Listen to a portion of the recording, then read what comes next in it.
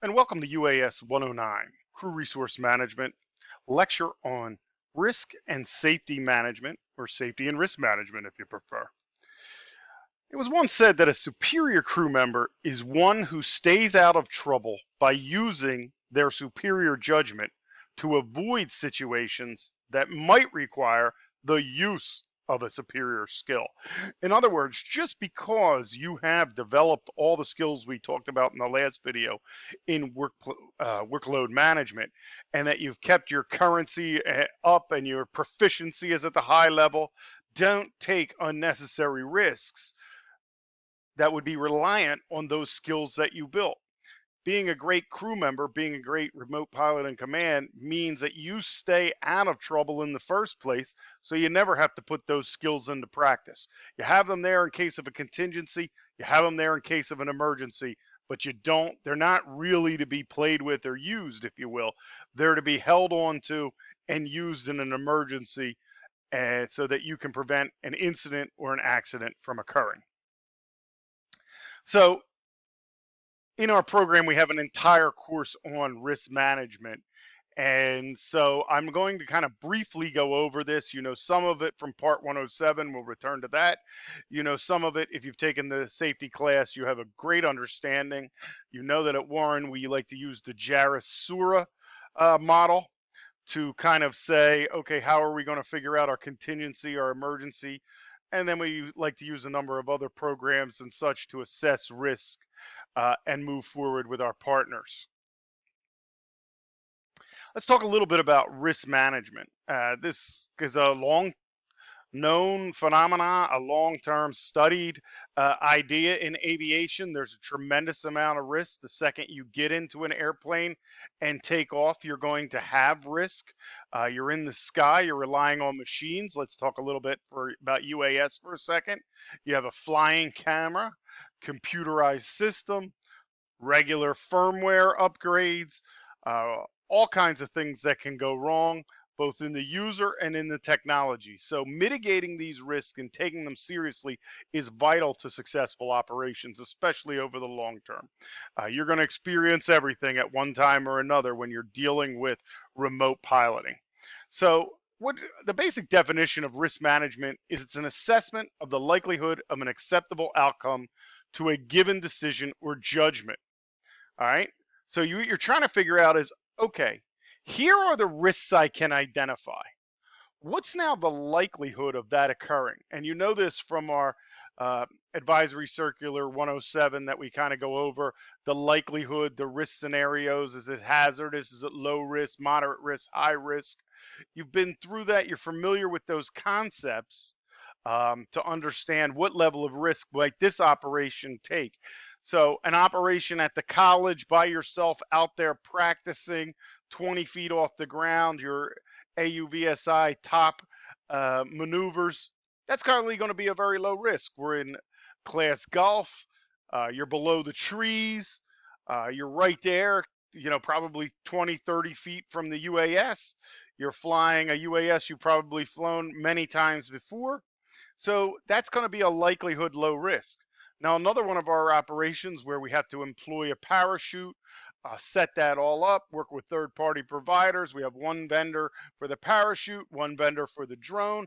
We're now flying over people. That's a much higher risk level for you. So what does this take ultimately to kind of differentiate this? Well, the requirement is for you to be a critical thinker. The requirement is for you to think through every possible scenario that could go wrong, and then figure out and think about what is an appropriate mitigation of that risk to bring as many of your flights into low risk as possible. As I said, there's always risk in aviation, you know this, and there's always a chance of risk or operations or missions that will require more risk. You will have to do some operations that would require more risk, but you should always take this seriously. So you remember this from your Part 107 studies, the idea of risk management embedded within aeronautical decision making. So where do we start? The start of the process is identifying the hazards. So we're looking, okay, what are the potential risks? What are the potential hazards in this mission or this UAS operation? Then after you've identified them, charted out that list, you're going to assess those risks. Okay, is it a low risk? There's always a risk. So is it low? Is it moderate? Is it high? Is it potentially catastrophic? Okay, what is your level of risk? Then analyze your mitigations. What are your controls? What is it you're going to put in place to make sure that that risk doesn't become an incident or an accident, that that risk is mitigated to the point where you're not going to have a problem. Then you're going to make some decisions about your mitigations or your control decisions, and you're going to say, okay, I'm going to do this, this, this, and this, and now I've moved this operation from a high risk scenario to a moderate risk, or I've moved it from a moderate risk to a low risk scenario, and that's what you want to do. Then make sure once you've documented all this on paper in your pre-flight planning that you actually do those things, okay? And then monitor your results. And this is kind of important because no one is born mitigating risk properly.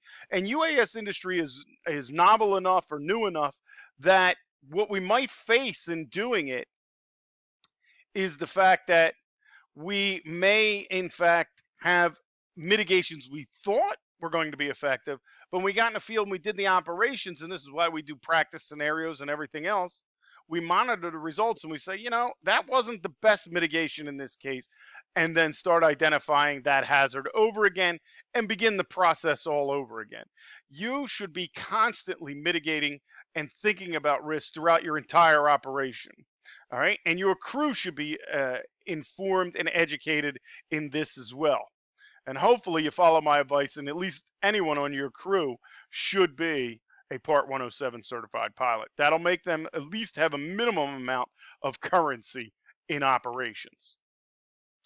The way you kind of formalize this risk management process in aviation is called the safety management system. This is what the FAA has kind of put out there and developed. So taking this one from the internet, and I apologize for any kind of spelling errors, the top layer of this is this culture. Have you instilled a culture of safety?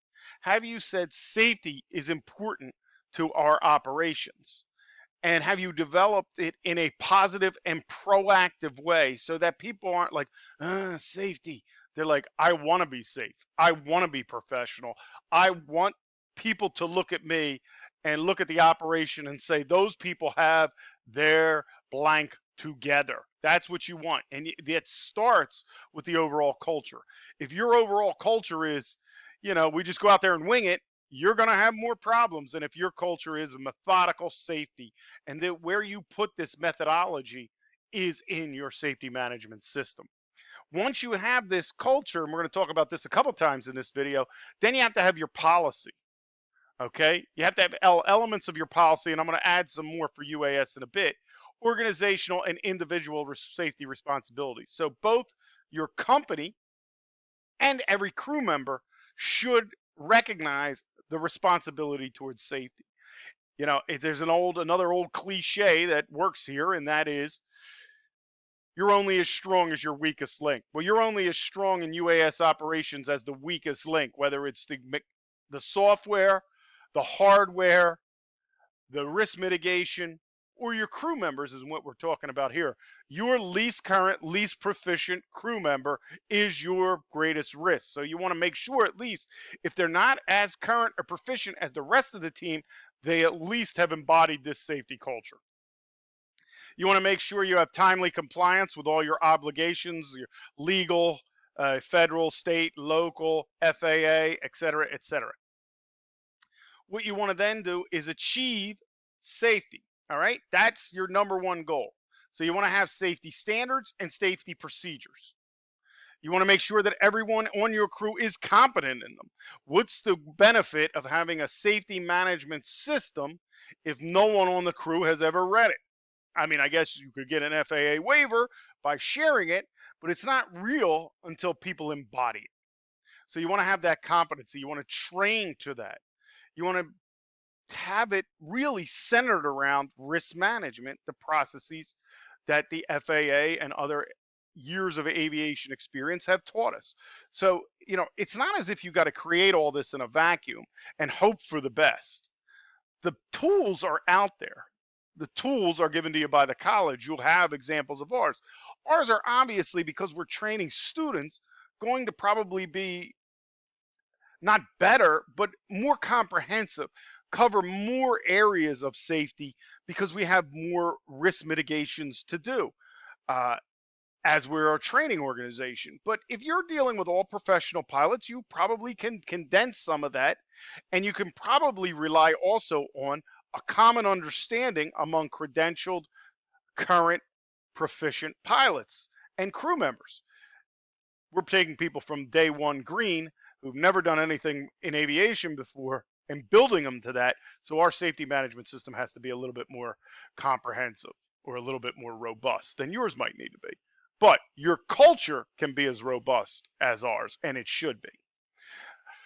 This will allow you also to, what are your safety interfaces? So, you may use pencil and paper, you may use communicating them, you may quiz your crew from time to time.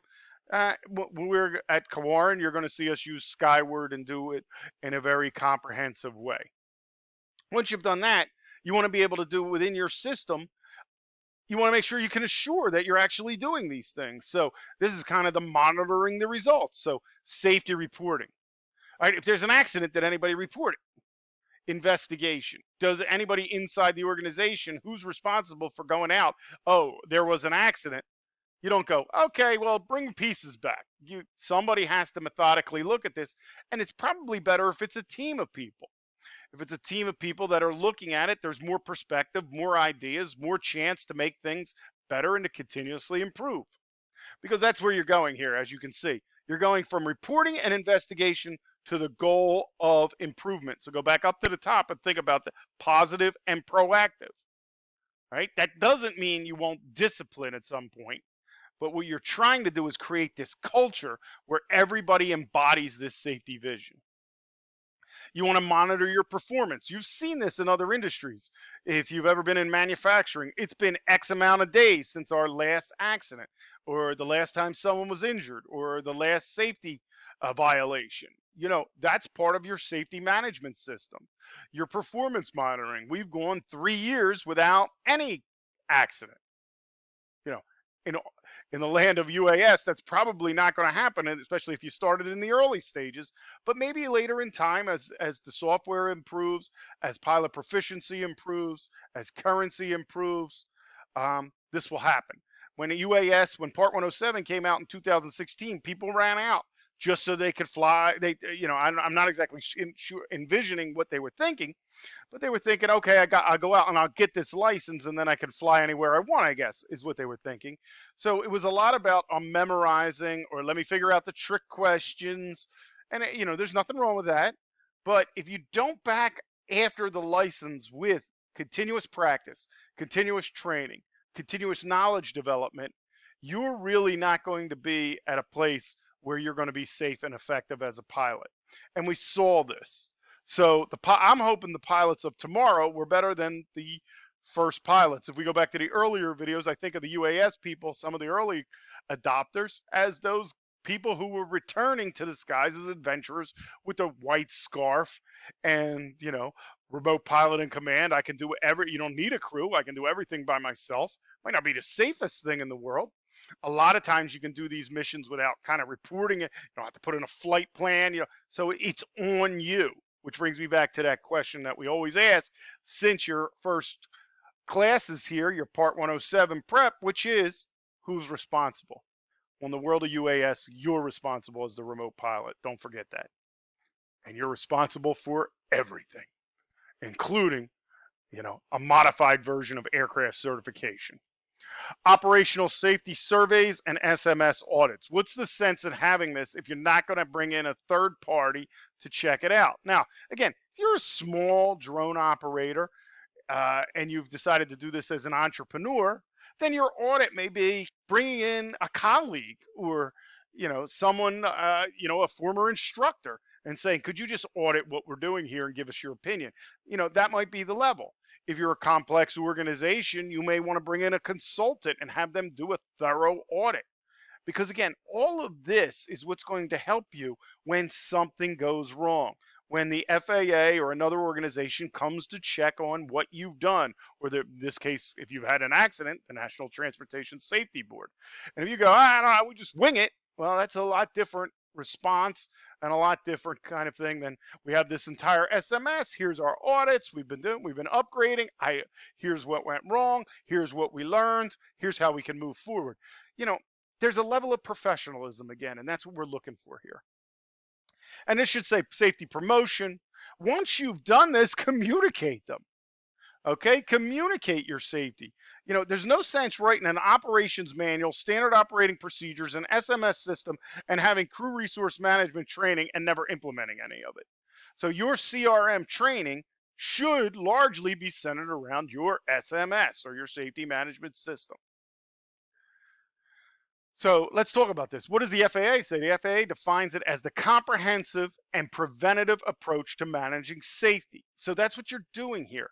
Number one, you're trying to identify as many common risks as possible or risk scenarios, okay? And you're trying to be preventative. You want to go forward without incident. The SMS assists in developing your safety culture. Without one, how are you going to do that? Hey, let's be safe. I don't have any procedures. I don't have any policies. I don't have any rules. I don't have anything set up, but let's be safe. That's not good. So you need this formal product that directs your crew and the people who work for you to minimize risks always to an acceptable level. Now, that acceptable level, that can vary. Everything varies. This is very subjective. But it's not subjective in not doing it. In other words, your mitigations could be subjective. Your safety management system can be somewhat subjective. Not having one is an objective criteria. Okay, that's a failure on your part. Don't do it.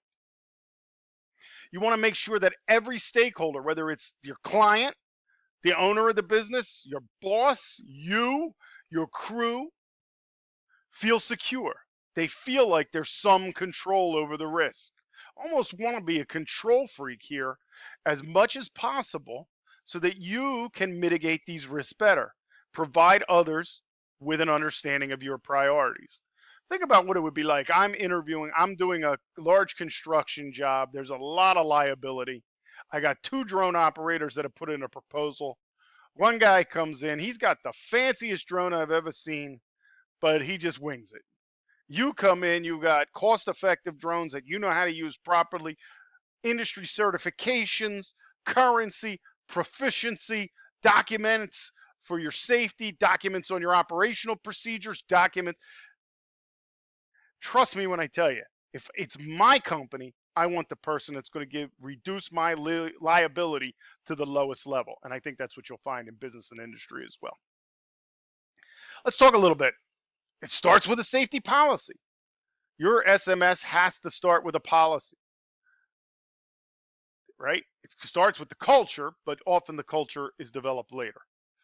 Provides all stakeholders with the highest level public statement of your safety culture, your safety philosophy, and a statement from the management, whether it's you as the pilot in command or your company, on the safety-related priorities and how you approach risk.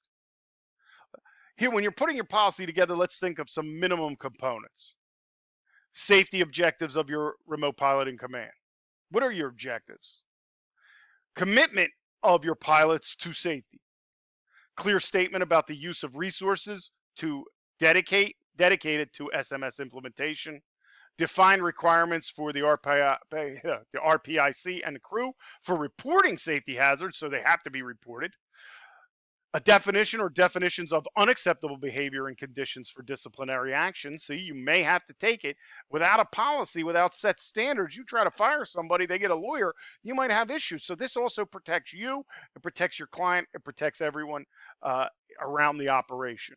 You should always, and we use Jarasura, and you've learned that, an emergency response plan, a contingency plan, methods of communicating everything about safety, pledges by every pilot to abide by these policies, And make sure your policy is continuously updated so that it's constantly refreshed and constantly safer.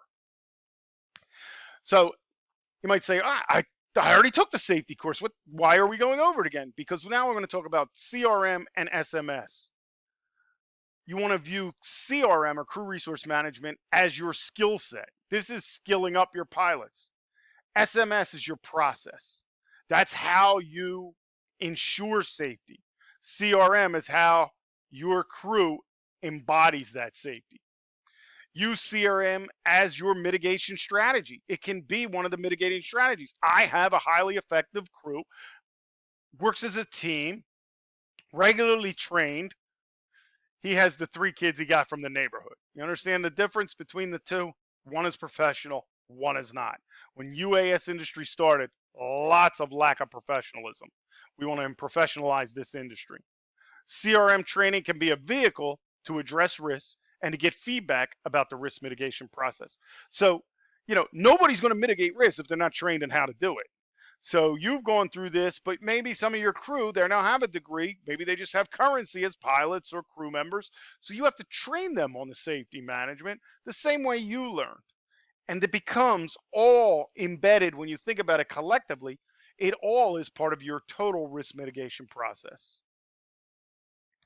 Risk and response is part of CRM training. Okay?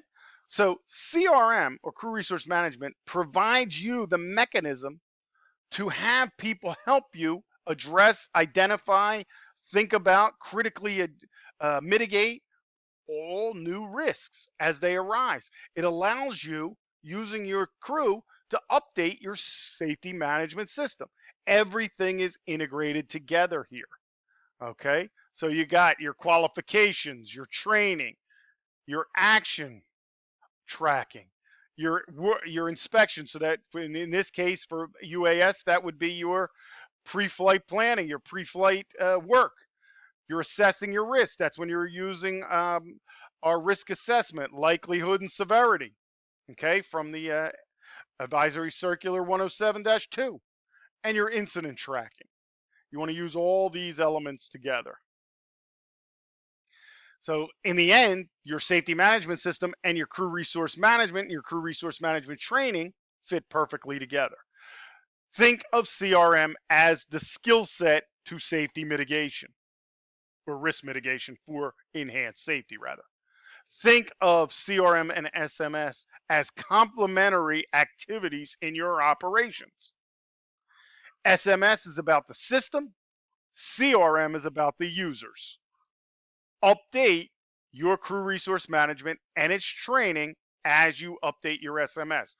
Doesn't make any sense for you to go in and fix everything in your SMS and then not train anybody on it. So keep that in mind as well. Finally, remember, you're bringing together a group of people. So we have to talk a little bit again about group decision making. When the remote pilot in command needs to make a decision, they should use every resource available. So you should use your METARs, your weather reports, your Skyward, your your airspace notifications, all your different apps to tell you the weather, all your different analyses of airspace, your TFRs. Use all that, but then use your crew. Your crew is a resource if you've trained them well. They're also a liability if you have not. An informed communicating crew ensures that the crew's effort is greater than the sum of the individual parts. So a little bit of reductionism here. The whole is equal to the sum of its parts. So if you can bring that whole together and you can team that group up, they become collectively better than the experience, knowledge, proficiency, currency, skill set, talent of any one single individual crew member.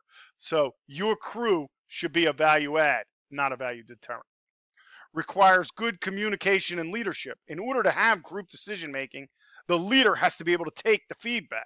Sometimes people take it as criticism. Oh, you're criticizing me. You don't respect my leadership. You don't show respect. That's not what this is about. This is about the ability of a crew member who sees something to say something. And it's about your empowering them. That's what I mean by leadership here. You empowered the crew. You train the crew. Your crew knows what your expectation levels are. Your crew embodies your safety culture. Your crew is what's going to make the difference between a disaster and a blink of the eye where you made the right decision and you avoided that so you don't even have to process that as a safety concern because you're trained and you know what you're doing. Remember this. Normally, there is enough time to make a good decision. Okay? You have the time. Once you've gone down the road starting with a bad decision, it's almost like a domino effect. It gets additive. It keeps coming on. And then rarely is there enough time to recover from one of your bad decisions. So this training is essential for that. The future of CRM and SMS, a couple things. Number one, realize these are constantly evolving, especially in the UAS industry. Number two, logical platforms, both of them, for your safety culture to be examined and continuously improved. Using both of these mechanisms and getting the feedback allows you to enhance safety continuously and to develop better procedures continuously. Use your experiential data, what has happened, to evaluate and audit your standards. You will not always get everything right on the first go round. Both CRM and SMS take the endorsement and commitment from the top. If you train everybody in this, if you believe in this, if you have it, let's say you cribbed one and you're not committed to it, you're not the one showing the way, modeling the best behaviors for crew members, then you can expect deviations from the people below you. So it has to flow from the top. Crew resource management and safety management systems, when working in unison, will provide you the data for improvement that will set the future direction for both methods of risk mitigation. These are important and essential. Let's take a couple quiz questions. A person's judgment is based on a combination of blank, blank, and blank. What's your judgment based on? What is it that gives you that thinking? What are the three things that combined give you judgment, good or bad? Practice, experience, and learning. Knowledge, experience, continuous improvement. Practice, experience, and learning. As the poor judgment chain grows, I've made a bad decision now. It tends to kind of just continuously make one after another. As the poor judgment chain grows, blank becomes the force that increases the probability of an aircraft accident. Blank becomes the force. Time. Remember, always enough time to make a good decision, rarely enough time when you made a bad one. An orderly progressive way of viewing a very complex situation is called. What's an orderly progressive, and by progressive here I mean build upon one another, way of viewing a very complex situation? That's risk management. That's the very definition of the concept of risk management. You want it to be orderly, structured, constantly evolving, progressive way of viewing your aviation incidents. All right? Your aviation activities need good risk management. The concept of blank relays that the combined opinions of an entire crew are greater than the sum of each individual crew member's opinion or experience. And I called this early reductionism. That's a philosophical term. But in aviation, we're going to call this synergy. Synergy, bringing those things together, making them synergistic, making them integrated, making them interrelated, having dependence, interdependence, and intradependence upon one another. That's the idea of synergy. When you have that synergy, the entire crew comes together with a collective understanding that is stronger and better than any individuals. Let's stop with this one. I think you know the answer to this one. Who's responsible in UAS operations? The remote pilot in command. That's you. You're responsible for all the risk management in the end. You're the one held accountable. Take it seriously. It's going to make the difference in your career. I'm Dr. Will Austin. Thank you. We'll see you in the next video.